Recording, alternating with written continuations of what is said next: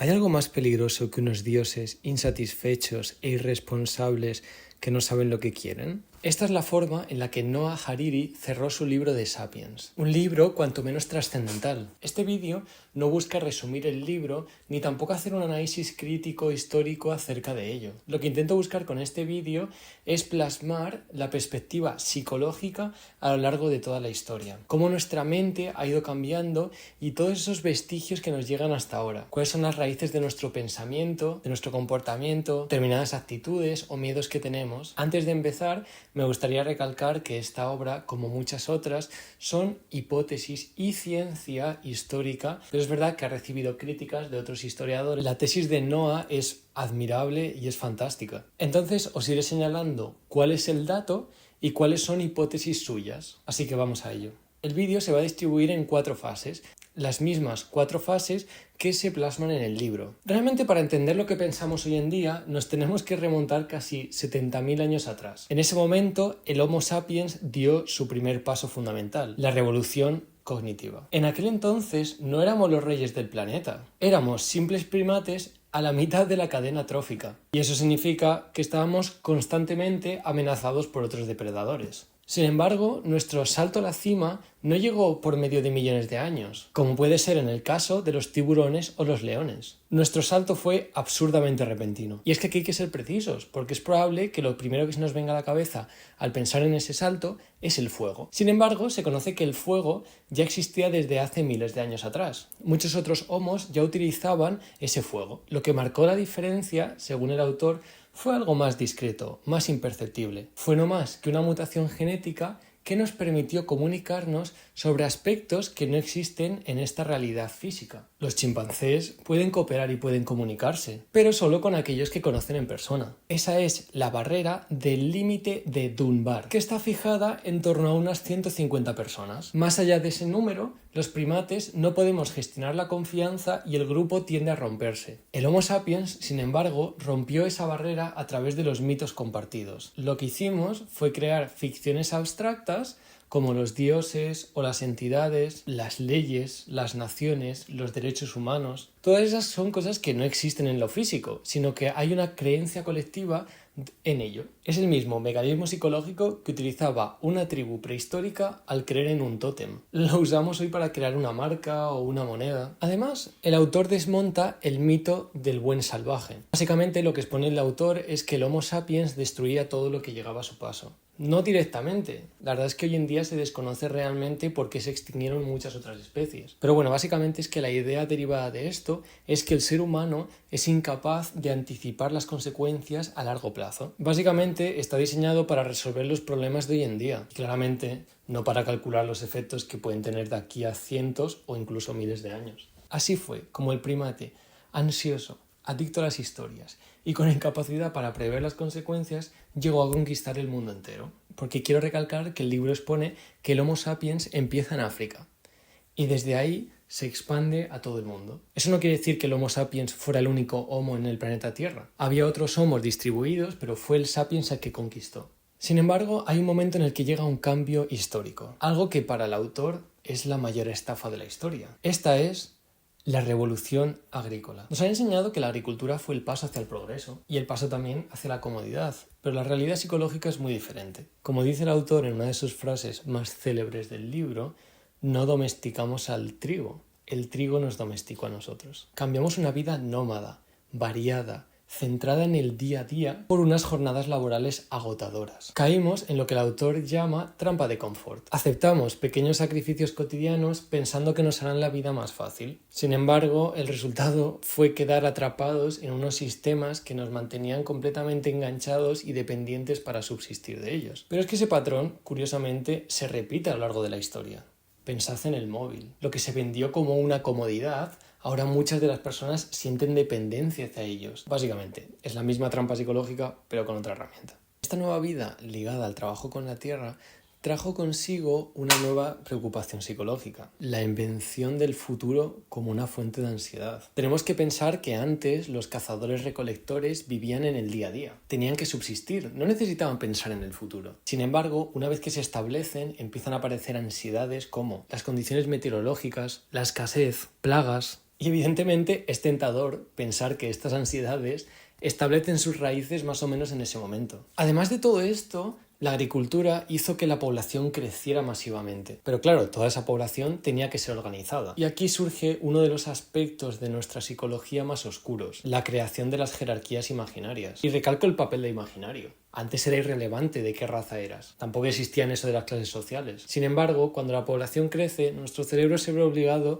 a clasificar en diferentes partes. El problema es que una vez establecida la jerarquía, caemos en un vínculo vicioso. La discriminación priva de los recursos a esas personas. Esa vulnerabilidad genera pobreza. Y la mente humana utiliza esa pobreza como una especie de prueba para justificar lo que ellos piensan. Básicamente, que ese grupo es inferior. Así que básicamente, nuestro intento de dominar la naturaleza y de buscar una vida más confortable y agradable nos hizo caer en una cadena de trabajo duro, con la mente puesta en las preocupaciones de mañana y las penas del pasado. Un escenario perfecto para el surgimiento de 3 herramientas que terminaron por unificar al mundo entero. Y esto lleva al tercer bloque del vídeo: la unificación de la humanidad. Una vez que las sociedades agrícolas evolucionaron y se ampliaron, surgió un nuevo problema. ¿Cómo podemos conectar a millones de personas en regiones y con culturas diferentes? Aquí lo que postula el autor es que probablemente el mundo tire hacia una globalización, básicamente a que todos estemos bajo un único mandato. Y para lograrlo, el Homo sapiens desarrolló 3 herramientas fundamentales: el dinero, el imperio y las religiones. La primera y la más poderosa es el dinero. Desde un punto de vista psicológico, el dinero no es algo físico. Un billete no tiene valor por sí mismo. Su poder radica en un acto de fe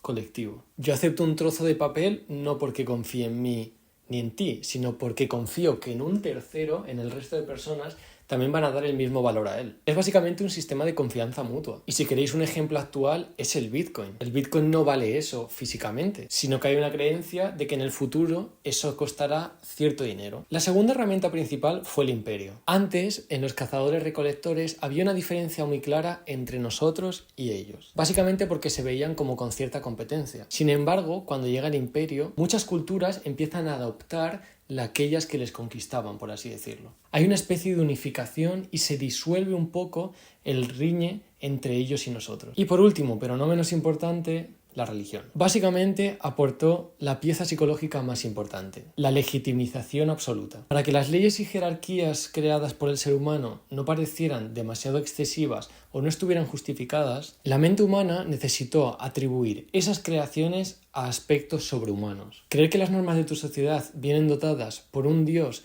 o por un orden sobrenatural hace que el cerebro se sitúe en una sensación de orden y concordancia. En definitiva, la unión de la humanidad no viene solo por aspectos militares o geopolíticos, sino también por un esfuerzo colectivo psicológico. El dinero nos enseñó a confiar en desconocidos. Los imperios rompen con el sesgo de ellos y nosotros. Y la religión le dio un origen divino y legal a nuestras normas, por así decirlo. Estas 3 ficciones reconfiguraron nuestra mente y nos prepararon para el último salto de la humanidad hasta ahora: la era de la ciencia del capitalismo. Lo que se conoce como la revolución científica. El motor de esta era no fue una revelación divina, fue asumir que somos ignorantes. Entender que no sabemos todo, entender que incluso no sabemos nada. Y esa humildad desató una sed y un hambre insaciable de conocimiento. Esta mentalidad científica se alió de inmediato con el capitalismo. Aunque la economía puede sonar algo frío o técnico, el concepto central es muy simple: el crédito.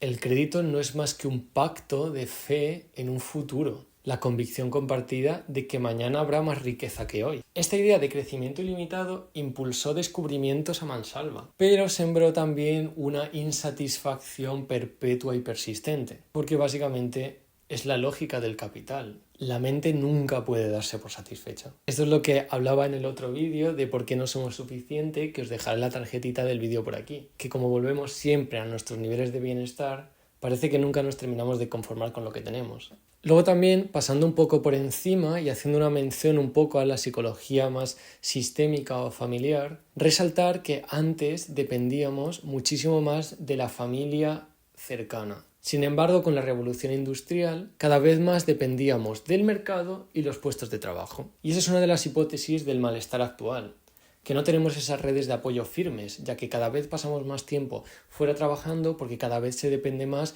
del mercado, de lo de fuera. Esto básicamente se respalda en la idea de que cuando eran cazadores-recolectores, o sea, antes de la agricultura incluso, dependías completamente de tu tribu. Luego dependerías directamente de tu familia o de tu comunidad. Pero ahora con la idea del capitalismo es como que dependes de ti mismo. Pero esa extrema individualidad está haciendo que muchas personas se sientan muy solos y muy poco satisfechos. Y de forma muy resumida, así es como llegamos al presente. Un dilema que se le plantea actualmente al Homo sapiens. Hemos conquistado el mundo exterior, hemos desarrollado ingeniería genética y ahora hay un mundo por descubrir con la inteligencia artificial. Esto significa que ya no solo somos capaces de modificar el entorno, sino que probablemente pronto empezaremos a modificarnos a nosotros mismos. No para que a mí me salga una oreja aquí o para que me salga un tercer ojo, sino para nuestras sensaciones, nuestras emociones y nuestros sentimientos, el bienestar, el malestar.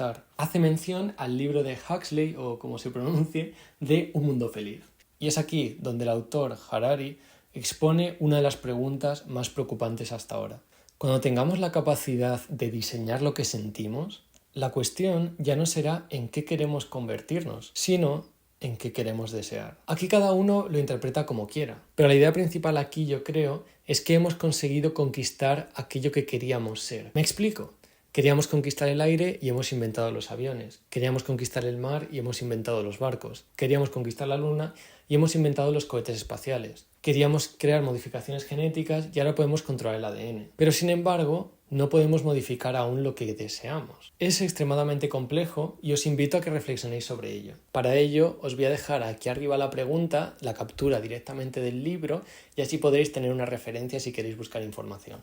Básicamente hemos pasado de ser primates asustados a la sabana a convertirnos prácticamente en dioses. Dioses que podemos modificar algunos animales para que den más alimento, que pronto conseguiremos cambiar el clima. Y entonces os dejo con la pregunta con la que he empezado el vídeo. ¿Hay acaso algo más peligroso que unos dioses insatisfechos e irresponsables que no saben lo que quieren? Os dejo con esa pregunta, espero que os haya gustado el vídeo, os agradecería el comentario para vuestra reflexión, que deis like al vídeo o lo que sea, y espero hacer una serie de vídeos tratando con más profundidad algunos temas que se hablan en este. Os recomiendo encarecidamente esta lectura, es súper enriquecedora. A mí no me interesaba mucho la historia, pero es que no es un libro de historia como tal de contar acontecimientos, sino que te explica cómo hemos evolucionado. ¿Cuáles son los factores sociológicos, psicológicos, económicos y muchas otras cosas que yo no tenía ni idea y he podido leer el libro perfectamente? Además, hace entretenido y tiene como un aire narrativo. Así que ya no os doy más la turra, gracias por ver el vídeo y hasta aquí.